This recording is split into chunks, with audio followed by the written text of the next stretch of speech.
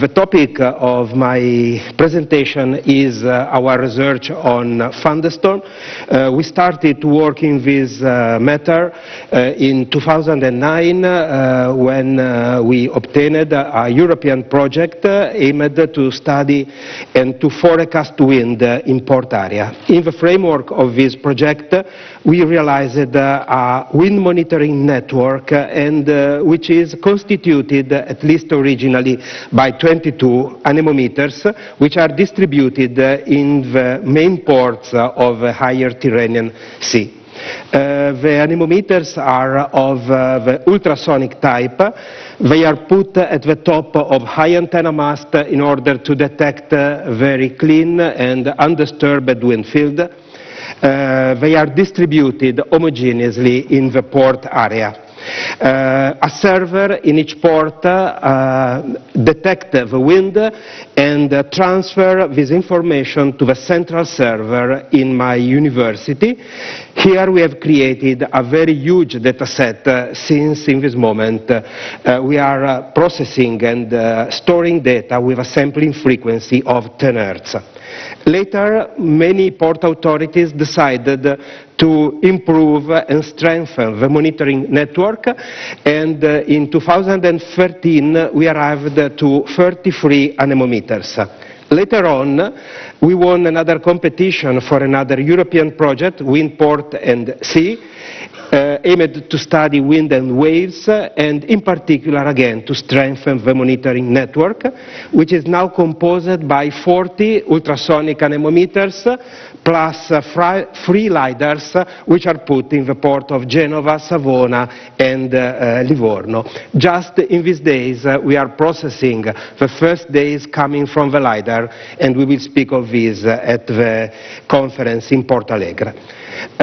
Elaborating this data, it is apparent that we see 3 kinds of phenomena, which are extratropical depressions or cyclones, thunderstorms, and intermediate events. Extratropical depressions are characterized by stationary Gaussian characteristics with gas factor in the order of 1.5. Thunderstorms have completely different signature, showing non-stationary and non-Gaussian properties and with a very strong and sudden peak. Unfortunately, the separation of this event is not so easy due to the presence of some so-called intermediate events, which are characterized by stationarity properties but non-Gaussian properties. The mean velocity is low, the peaks are very high, and this complicates this definition. In order to separate these events, we created a semi-automated extraction and classification algorithm, which is a numerical implementation, and in this way we created selective databases, putting in each database a different phenomenon. Our current interest is in the field of thunderstorm, and in this moment we have extracted 93 thunderstorms, which corresponds to about 1/5 of our measurements, which means that in near future we can analyze a number close to 500 thunderstorms in 4 or 5 years.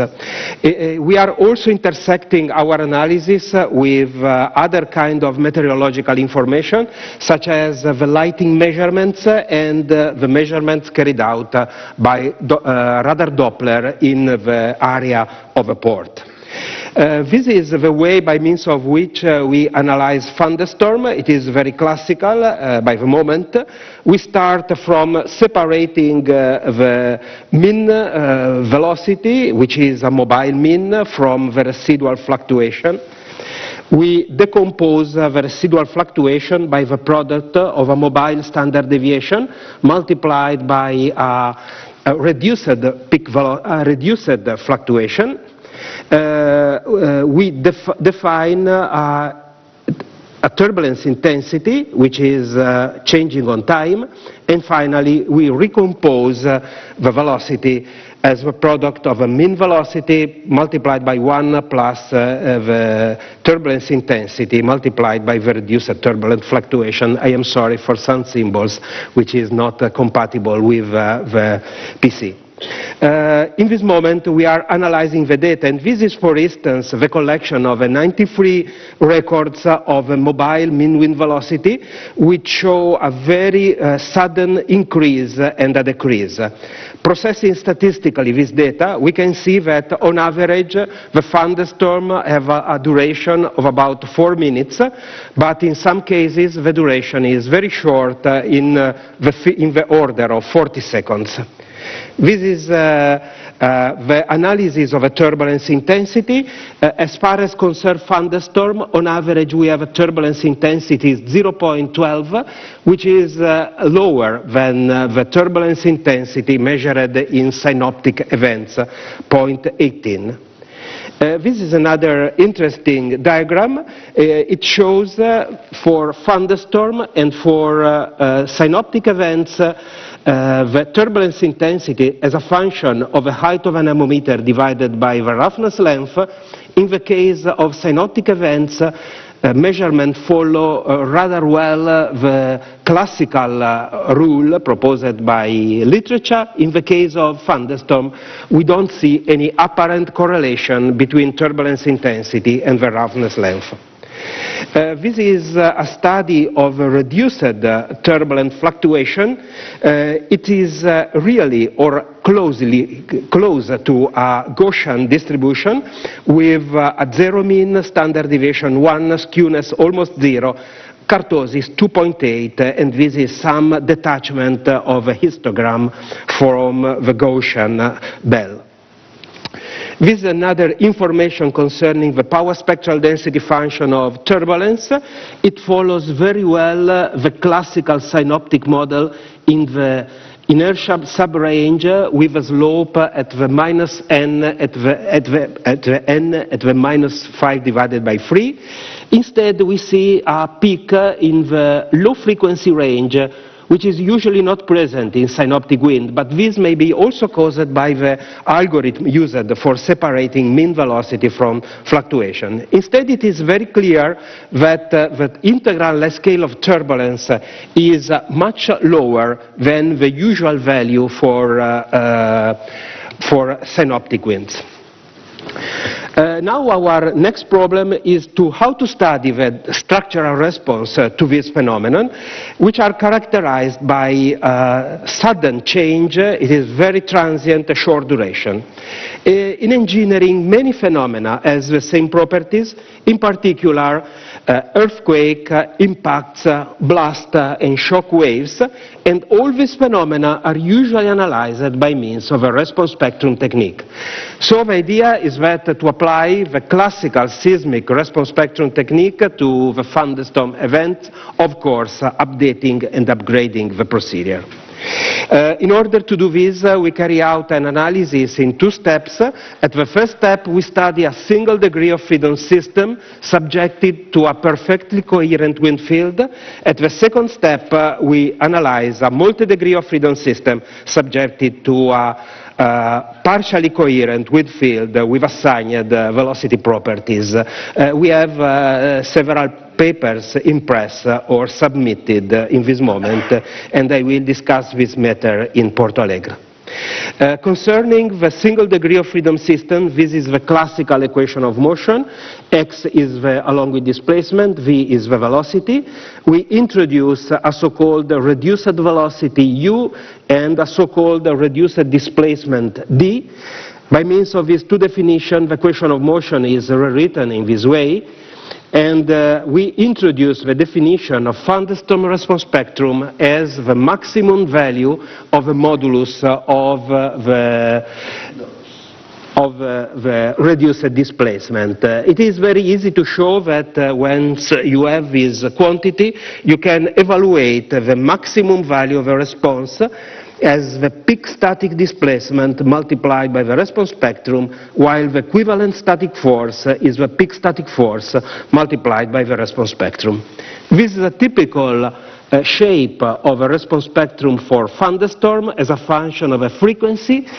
If you transform the diagram as a function of a fundamental period, the shape is very similar to the shape of a seismic response spectrum, and this is rather curious because in seismic engineering the response spectrum is an acceleration, while in this analysis the response spectrum is a reduced displacement. This is the response spectrum for a thunderstorm in La Spezia. This is the thunderstorm. This is the response spectrum as a function of frequency. This is the typical dispersion of a collection of thunderstorms, and this dispersion is very similar to the one in the literature of seismic engineering. This is the mean value of a response spectrum in La Spezia, and what is interesting is that if you put together the response spectrum in different ports, the diagrams are very, very similar, close to each other, so the mean value is rather representative of this property. This is the diagram of a response spectrum as a function of frequency for different values of damping, and what is apparent is that the dependence of a natural frequency is not so large, even more, it is almost constant in a wide range of frequency, and this is rather strange compared with synoptic events. The situation is a little bit different if we transform the abscissa from the natural frequency to a reduced natural frequency. In this case, the dependence on frequency is much more evident. The next step is to elaborate a procedure in order to analyze a multi-degree of freedom system subjected to thunderstorm. And this is a very complex approach because while seismic analysis is carried out based on the hypothesis of a uniform and monovariate process at the base of structure, the earthquake, in this case, wind and thunderstorm is a multivariate stochastic phenomena. Presenting the analysis needs too much time, and this is absolutely impossible this morning, so I limit myself to say that the key point is to replace the thunderstorm response spectrum by a so-called equivalent response spectrum, which depends on the natural frequency, the damping, and a size parameter which take into account of the correlation of a fluctuation of the structure, so of aerodynamic admittance. It is possible to demonstrate that the evaluation of equivalent response spectrum admits two limit solutions associated with a point-like structure, which is a structure with an infinitely small surface, and two infinite large structures. The actual response spectrum falls in between these two limit solutions, which admits a mathematical expression. This is just to give an idea of the shape of this function. This is a typical equivalent response spectrum as a function of a size parameter. On changing the damping, we have generated this diagram for the set of 93 thunderstorms. The method is very complex, but its application is straightforward. You start from determining the peak static force.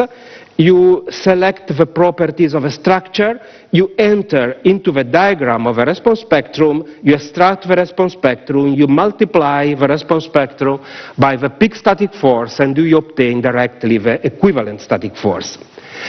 I'd like to say only a few words on a very crucial problem, which is the definition of a peak static force and so of a peak wind velocity. In this moment, literature follows the very well-known procedure proposed by Gomez and Vicker in 1977 concerning mixed statistics. Well, mixed statistics is based on the following consideration. You separate extratropical depressions from thunderstorm.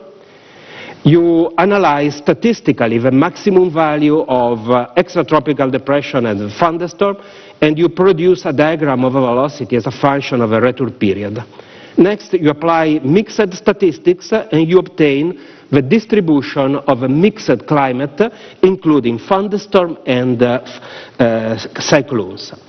Then you define a design return period, and you extract the design velocity. But when you extract the design velocity, you lose the information on the physical mechanism that produce this velocity, and you lose completely the memory of what was the excitation phenomenon. So, considering that there is not yet a good model to determine the structural response to thunderstorm, you put this design value into the classical model for synoptic winds, and this is definitely not correct, in my opinion, because thunderstorm and depression are completely different phenomena which need completely different approach. So we proposed an alternative method to analyze this phenomenon, and we call it this method the independent loading techniques. All these procedures are published in journal papers. The independent loading techniques apply this evaluation. Again, you separate cyclones from thunderstorm, and again you evaluate the distribution of a maximum value of the two phenomena separately. But now you don't combine this phenomenon, and you define for each of them the design wind velocity as a function of a return period. Now I define two loading conditions instead of a classical single loading condition for wind. One is for the cyclones, the other is for thunderstorm. And we analyze cyclones, for instance, by means of the gas factor technique or any other good method, while thunderstorm can be analyzed, for instance, by the response spectrum technique that I will present in Porto Alegre. I'd like only to observe that this technique provides an appropriate representation and evaluation of each different wind phenomenon. It does not modify the spirit of engineering analysis and codification schemes currently in use, since it simply replaces the classical single wind loading condition with one loading condition for cyclones and one for thunderstorms. Finally, it can be easily generalized to any number of wind loading mechanisms, including tornadoes, tropical cyclones, downslope winds, intermediate events, simply adding each of these as a new wind loading condition. Thank you very much for your attention.